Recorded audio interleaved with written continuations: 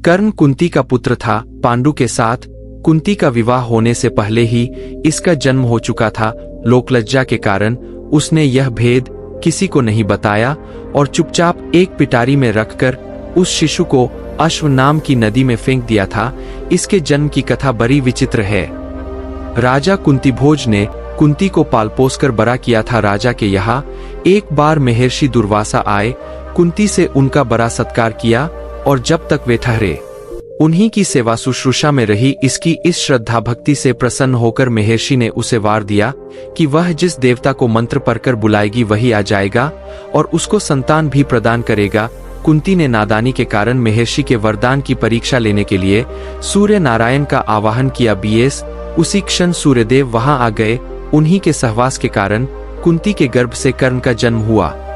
जब पिटारी में रखकर इस शिशु को उसने फेंक दिया तो वह पिटारी बहती हुई आगे पहुंची। वहां अधिरथ ने कौतूहलवश उसे उठा लिया और खोलकर देख तो उसमें एक जीवित शिशु देखकर वह आश्चर्य करने लगा।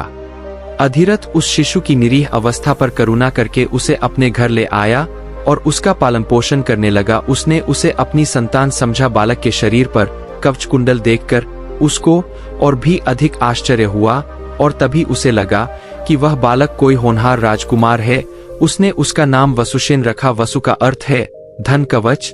कुंडल रूपी धन उसके पास था। विधाता ने ही उसको इसे दिया था, इसलिए उसका नाम वसुसेन उचित ही था। वसुसेन जब कुछ बड़ा हुआ तो उसने शास्त्रों का अध्ययन करना आरंभ कर दिया। वह सूर्य का उपासक था। प्रातः काल से लेकर संध्या तक वह सूर्य की उपासना ही किया करता था। दानी भी बहुत बड़ा था। उपासना के समय कोई भी आकर उससे जो कुछ भी मांगता वह बिना हिचकिचाए उसको दे देता था। अमूल्य से अमूल्य वस्तु से उसको मोह नहीं था। उसका गौरव तो दानवीर कहलाने में था और अपने कृत्यों से उसने वास्तव में यह सिद्ध भी कर दिया कि वह दानवीर था। उसके समान दानी कौरवों और पांडवों में और कोई नहीं था। उसका परिचय तो हमें उस समय मिलता है जब इंद्र ब्राह्मण का वेश धारण करके उसके पास उसकी अमूल्य निधि कवच कुंडल मांगने गया था। उस समय कर्ण ने देवराज का स्वागत किया था और सहर्ष अपने कवच कुंडल उतार कर दे दिए थे। दान करते समय अपने हित या अहित विचार वह नहीं करता था। यद्यपि सूर्य भगवान पहले उसे मना कर चुके थे कि वह इन कवच कुंडलों को किसी को भी न दे, लेकिन दानवीर कर्ण किसी याचक को निराश करके वापस लौटाना तो जानता ही नहीं था। कर्ण के इस साहस के कारण ही उसका नाम वैकर्तन पड़ा था। यदि इस कवच कुंडलों को वह नहीं देता तो कोई भी योद्धा उसे युद्ध में परास्त नहीं कर सकता था। इंद्र ने अर्जुन के हित के लिए ही इनको मांगा था, क्योंकि इनके बिना अर्जुन कभी भी उसे नहीं हरा सकता था।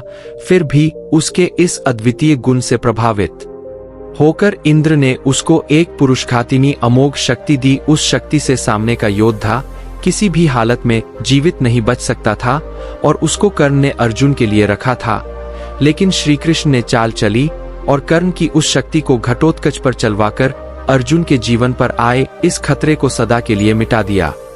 घटोत्कच जो आकाश में विचरण करके कौरवों पर अग्नि की वर्षा कर रहा था और जिसने एक बार तो सारी सेना को पूरी तरह विचलित कर डाला था, शक्ति लगते ही निर्जीव होकर पृथ्वी पर गिर पड़ा। धनुर्विद्या में कर्ण अर्जुन के समान ही कुशल था। एक बार जब महाराज धृतराष्ट्र की आज्ञा से कौरव पांडवों की अस्त्र शिक्षा की परीक्षा के लिए एक समारोह किया गया था, तो अर्जुन ने अपने अस्त्र शिक्षा के कौशल से सबको चकित कर दिया था। उसने ऐसी ऐसी क्रियाएं कर दिखाई थीं कि किसी भी योद्धा की हिम्मत नहीं होती थी कि उसका जवाब दे सके। एक विजेता की तरह के कौशल दिखाकर वह प्रशंसा लूट रहा था। दुर्योधन उस समय हतप्रभ होकर चुपचाप बैठा था। अर्जुन का सा कौशल दिखाना उसके सामर्थ्य के भी बाहर था। उसी समय कर्ण वहां आ पहुंचा और उसने मैदान में आकर अर्जुन को ललकारा, अर्जुन, जिस कौशल के बल पर तू यहाँ सबको चकित कर रहा है और सभी से प्रशंसा लूट रहा है, उसे मैं भी करके दिखा सकता हूँ। यह कहकर उसने धनुष पर बाण चढ़ाकर वही सब कुछ कर दिखाया जो अर्जुन ने किया था। चारों ओर से कर्ण की जय जयकार होने लगी। दुर्योधन का चेहरा अर्जुन के प्रतिद्वंद्वी को देखकर खिल उठा। उसने उसे हृदय से लगा दिया। उसने उसे अर्जुन के साथ द्वंद्व युद्ध करने के लिए प्रेरित किया। दुर्योधन की बात मानकर उसने अर्जुन को इसके लिए चुनौती दी। अर्जुन द्वंद्व युद्ध के लिए तैयार हो गया। अब झगड़ा बढ़ने की आशंका थी, इसलिए कृपाचार्य ने बीच में हस्तक्षेप करते हुए कहा कि राजकुमार के साथ राजकुमार का ही द्वंद्व युद्ध हो सकता है। चूंकि कर्ण सूत के द्वारा पाले हुए हैं, इसलिए इनके गोत्र कुल आदि का ठीक ठीक पता न होने के कारण इनको अर्जुन से द्वंद्व युद्ध करने का अधिकार नहीं है। बस यह ऐसी समस्या थी जिसको कर्ण हल नहीं कर सकता था। वह हक्का बक्का सा अर्जुन का मुंह तारका रह गया। दुर्योधन को भी इससे धक्का लगा, क्योंकि कर्ण के द्वारा अर्जुन का मान चूर्ण करने की उसकी ही तो योजना थी। जब कर्ण इस दुविधा में पड़ा हुआ आगे अपने पैर नहीं बढ़ा सका, तो दुर्योधन ने उसे राजाओं की श्रेणी में लाने के लिए अंग देश का राज्य दे दिया। राजा होने के नाते अब वह अर्जुन या अन्य किसी राजकुमार के साथ युद्ध कर सकता था। वह इसके लिए उतारू भी था, लेकिन संध्या होने के कारण यह वाद विवाद थम गया और सब अपने अपने घर चले गए। बस फिर जीवन में सदा ही कर्ण अर्जुन से प्रतिद्वंद्वी के रूप में मिला। अर्जुन से ही उसकी विशेष रूप से शत्रुता थी। वह उसकी प्रसिद्धि को सह नहीं सकता था। अनेक स्थलों पर वह अर्जुन के सामने आया, लेकिन अपना कुलगोत्र न बता सकने के कारण उसे सामने से हटना पड़ा। वह सूतपुत्र कहलाता था, क्योंकि सूत ने ही उसको पाला था। इसी कारण द्रौपदी के स्वयंवर में भी घूमती मछली की आंख बेधने की सामर्थ्य रखते हुए भी उसको अवसर नहीं दिया गया। स्वयं द्रौपदी ने ही सूतपुत्र कहकर उसका अपमान किया था और उसकी पत्नी बनने से इनकार कर दिया था। सूतपुत्र को क्षत्रिय कन्या का वरण करने का अधिकार नहीं है। ये शब्द शूल की तरह उसके हृदय में चुभ गए थे और वह लहू के घूंट पीकर अपने स्थान पर आ बैठा था। लेकिन द्रौपदी के प्रति उसकी घृणा इतनी बढ़ गई थी कि भरी सभा में शासन ने द्रौपदी को नंगा करना चाहा था, तो उसने इसका तनिक भी विरोध नहीं किया था, बल्कि द्रौपदी की हंसी उसने लड़ाई थी। जब दुर्योधन के भाई विकर्ण ने कौरवों के इस घृणित व्यवहार की निंदा की थी, तो कर्ण ने उससे कहा था, विकर्ण, तुम अपने कुल की हानि करने के लिए पैदा हुए हो। अधर्म तुम पुकार रहे हो। द्रौपदी के साथ जो भी व्यवहार किया जा रहा है वह ठीक है। वह दासी है और दासी के ऊपर स्वामी का पूरा अधिकार होता है। यह कहकर उसने द्रौपदी के द्वारा किए अपने अपमान का बदला चुकाया था। उस समय उसका हृदय पत्थर की तरह कठोर हो गया था। जैसे भी बन पड़ा उसने द्रौपदी का अपमान किया, उसे 5 पुरुषों की व्यभिचारिणी स्त्री कहा और हर तरह से उसे धिक्कारा। उस समय प्रतिशोध की आग में जलते हुए उसने उचित अनुचित का विचार बिल्कुल छोड़ दिया। द्रौपदी को नंगी देखने और दिखाने की उसकी इच्छा थी। इससे स्पष्ट होता है कि कर्ण प्रतिशोध की भावना के आगे सत्य, न्याय और धर्म की भावना को पूरी तरह भूल जाता था। यह उसके चरित्र की दुर्बलता ही है। कर्ण स्वभाव से कुटिल भी था। वह दुर्योधन को इसी प्रकार कुचक्र रचने की सलाह दिया करता था, जैसी शकुनी देता था। जिस समय जुए में हारकर पांडव वनवास के लिए चले गए और द्वैत वन में वे अपना समय काट रहे थे, उस समय कर्ण और शकुनी की बातों में आकर ही दुर्योधन अपने परिवार के साथ पांडवों को चिढ़ाने के लिए पहुंचा था। लेकिन यहाँ चित्रसेन नामक गंधर्व से इनका सामना हो गया। भीषण युद्ध हुआ। गंधर्व राजा ने अपने पराक्रम से सबको परास्त कर दिया और परिवार सहित सभी को उसने बंदी बना लिया। कर्ण तो अपने प्राण लेकर युद्धस्थल से भाग ही गया था। फिर युधिष्ठिर के कहने और अर्जुन के भी प्रयास करने पर चित्रसेन ने दुर्योधन आदि को मुक्त कर दिया। कर्ण अहंकारी भी बहुत था। उसे अपने पराक्रम पर बड़ा घमंड था और बार बार दुर्योधन को प्रसन्न करने के लिए वह कहा करता था कि वह एक क्षण में ही अर्जुन को मार गिराएगा। इसके लिए भगवान परशुराम द्वारा सिखाए हुए अपने अस्त्र कौशल की दुहाई देता था। यहाँ तक कि भीष्म पितामह, गुरु द्रोणाचार्य आदि के सामने भी वह अपनी शेखी बघारने से बाज नहीं आता था। एक दिन पितामह से न रहा गया। उन्होंने इसे फटकारते हुए कहा, दुर्भिमानी कर्ण, व्यर्थ की बात क्यों किया करता है? खांडव दाह के समय श्री कृष्ण और अर्जुन ने जो वीरता प्रकट की थी, उसको याद करके तुझे लज्जित होना चाहिए। क्या तू श्री कृष्ण को साधारण व्यक्ति समझता है? वे अपने चक्र से तेरी उस अमोघ शक्ति को खंड खंड कर देंगे। व्यर्थ दंभ करना एक सच्चे वीर का गुण नहीं है। पितामह की यह बात सुनकर कर्ण क्रुद्ध हो उठा और उसने झल्लाकर अपने शस्त्र फेंक दिए और कहा, पितामह ने सभी के सामने मुझे लज्जित किया है। अब तो इनकी मृत्यु हो जाने पर ही मैं अपना पराक्रम दिखाऊंगा। इसी दुराग्रह के कारण जब तक भीष्म पितामह जीवित रहकर युद्ध करते रहे, कर्ण ने युद्ध में हाथ नहीं बटाया। जब उसने सुन लिया कि वे धराशायी हो चुके हैं, उस क्षण प्रसन्न होकर वह दुर्योधन के पक्ष में आकर शत्रु से युद्ध करने लगा। गुरु द्रोण के पश्चात कौरवसेना का तीसरा सेनापति वही था। इस वृत्तांत से यही स्पष्ट होता है कि वह अत्यधिक क्रोधी स्वभाव का था। सदा अहंकार में उसकी बुद्धि डूबी रहती थी और इस कारण बुद्धिमानों की बातें भी बुरी लगती थीं। इसके विपरीत अर्जुन धीर बुद्धि और विनयशील था। इस सब के होते हुए भी कर्ण अपनी बात का धनी था। जो कुछ भी वचन वह दे देता था, उससे हटना तो वह जानता ही नहीं था। श्री कृष्ण ने उसे यह बता दिया था कि वह कुंती का ज्येष्ठ पुत्र है और साथ में उन्होंने उससे पांडवों की ओर मिल जाने का आग्रह भी किया था। लेकिन सब कुछ सुनकर भी उसने दुर्योधन के साथ विश्वासघात करना उचित नहीं समझा। श्री कृष्ण ने कहा था, कर्ण, भाइयों के विरुद्ध लड़कर उनको मारने की कामना करना पाप है, इसलिए तुम कौरवों का साथ छोड़कर पांडवों का पक्ष ले लो। युधिष्ठिर तुम्हें अपना अग्रज मानकर अपना जीता हुआ साम्राज्य तुम्हें ही दे देंगे। कृष्ण की यह प्रलोभन भरी बातें सुनकर भी कर्ण अपने वचन पर दृढ़ रहा और कहने लगा, श्री कृष्ण, दुर्योधन के साथ विश्वासघात करना सबसे बड़ा पाप है। यदि मैं उसकी मित्रता को तोड़कर पांडवों की ओर मिल जाऊंगा तो सब यही कहेंगे कि कर्ण अर्जुन से डरकर उनकी ओर मिल गया है।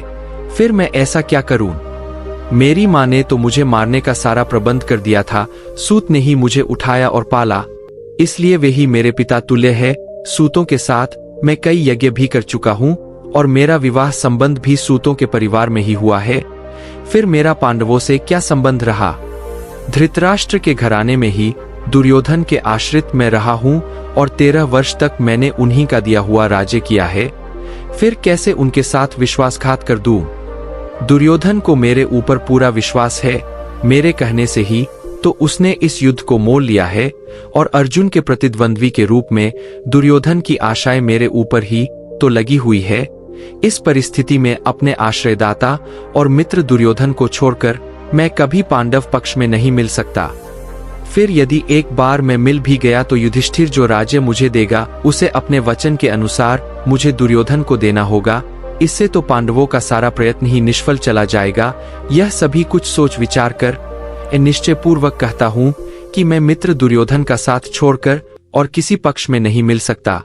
लेकिन हाँ, यह वचन अवश्य देता हूँ कि युद्ध में मेरा प्रतिद्वंद्वी केवल अर्जुन ही है। उसके सिवा किसी पांडव का वध मैं नहीं करूंगा। कर्ण का यह कथन उसके चरित्र की महानता पर प्रकाश डालता है। बात का कितना पक्का था। वह दानवीर दुर्योधन चाहे अधर्मी था, लेकिन उसका तो आश्रयदाता था। फिर वह उसके साथ छलकपट कैसे कर सकता था? अंत तक उसने दुर्योधन का साथ दिया और अपने आप को एक सच्चा मित्र प्रमाणित कर दिया। कर्तव्य के प्रति कर्ण पूरी तरह कठोर था। वह युधिष्ठिर तथा अर्जुन की तरह सहृदय नहीं था कि पांडवों के विषय में यह ज्ञात होते ही कि ये उसके भाई है, युद्ध करना बंद कर दे। एक बार मन में दृढ़ संकल्प करके उसको पूरी तरह निभाना ही उसके जीवन का उद्देश्य था। दुर्योधन की सहायता करना उसका कर्तव्य था। इससे पांडवों के प्रति जागृत हुआ भ्रातृत्व भाव भी उसे विचलित न कर सका और फिर भी अर्जुन के प्रति कठोर और ईर्ष्यापूर्ण दृष्टि उसकी बनी ही रही, यहाँ तक कि स्वयं माता कुंती ने जाकर कर्ण को अपनी ओर मिलाने की इच्छा प्रकट की थी। लेकिन उस समय भी वह वीर अपने पद से विचलित नहीं हुआ। यह उसके चरित्र की श्रेष्ठता ही थी। फिर एक बार कृष्ण को वचन देकर अर्जुन के सिवा अन्य किसी पांडव की ओर उसने शस्त्र नहीं उठाया। अर्जुन से ही युद्ध करते हुए वह वीरगति को प्राप्त हुआ था। महाभारत युद्ध में भी उसकी वीरता देखकर स्वयं श्री कृष्ण उसकी प्रशंसा करने लगे थे। कितनी ही बार वह अर्जुन के रथ को पीछे हटा देता था। जब तक वह सेनापति रहा, अर्जुन बार बार उसके प्रहारों से विचलित हो उठता था। उसकी समझ में नहीं आता था कि वह कैसे इस परम योद्धा को परास्त करे। अंत में पूरी तरह निराश होकर उसने कृष्ण की ओर देखा। कर्ण के रथ का पहिया जमीन में धंस गया था। वह उसे निकालने का प्रयत्न कर रहा था। उसी समय कृष्ण के इशारा करने पर अर्जुन ने अन्याय का आश्रय लेकर उसका वध किया। नहीं तो उस वीर को मारना बहुत कठिन था। फिर यदि उसके हाथ में इंद्र की वह अमोघ शक्ति होती तो फिर उसको कोई भी पराजित नहीं कर सकता था, और यह निश्चय था कि वह अर्जुन का वध करके विजय का शंख फूंक देता। लेकिन विधाता की यही गति थी। अमोघ शक्ति को वह पहले ही घटोत्कच पर चला चुका था। अब उसके पास विशेष अस्त्र कोई नहीं था। फिर भी बड़ी कठिनाई से अर्जुन उसे मार पाया था। महाभारत में जहां भी उसके पराक्रम का वर्णन आया है, वहां अर्जुन के बराबर ही उसको पराक्रमी माना गया है, और था भी वह इतना ही पराक्रमी। कर्ण के पराक्रम में धब्बा लगाने वाली एक बात यह है कि वह कपटी भी था। वह सदा सत्य और न्याय का ही आश्रय नहीं लेता था। उसने अल्पवयस्क राजकुमार अभिमन्यु का चक्रव्यूह के भीतर औरों के साथ मिलकर वध किया था। उसी ने उसके धनुष को काट गिराया था, और फिर उस निहत्थे बालक पर 6 महारथियों ने मिलकर आक्रमण किया था, जिनमें से एक वह भी था। निहत्थे बालक की हत्या करने का अपराध सदा उसके चरित्र के साथ लगा रहेगा। इसीलिए इतना पराक्रमी होने पर भी कर्ण अर्जुन की तरह महापुरुष की कोटि में नहीं आ सकता। उसका हृदय कलुषित था। इस तरह कर्ण के चरित्र पर दृष्टिपात करने से मालूम होता है कि वह किसी दृष्टि से महान था, और अपने किन्हीं व्यवहारों के कारण पतित भी था। उसकी महानता उसके दानवीर होने में है, उसके दृढ़ संकल्प होने में है, उसके अपने मित्र और आश्रयदाता के विश्वासपात्र होने में है। लेकिन छल और कपटपूर्ण व्यवहार, व्यर्थ का दंभ और क्रोध उसके चरित्र की गरिमा को कम करते हैं। वह इतना पराक्रमी था कि उसके मरते ही दुर्योधन का सारा धैर्य टूट गया था, और अब उसे अपनी पराजय की आशंका निश्चित लगने लगी थी। और वही हुआ भी। कर्ण की मृत्यु के पश्चात कौरव सेना का विनाश हो गया। स्वयं दुर्योधन भी भीम के द्वारा मार डाला गया। युद्ध में पांडवों को विजय प्राप्त हुई।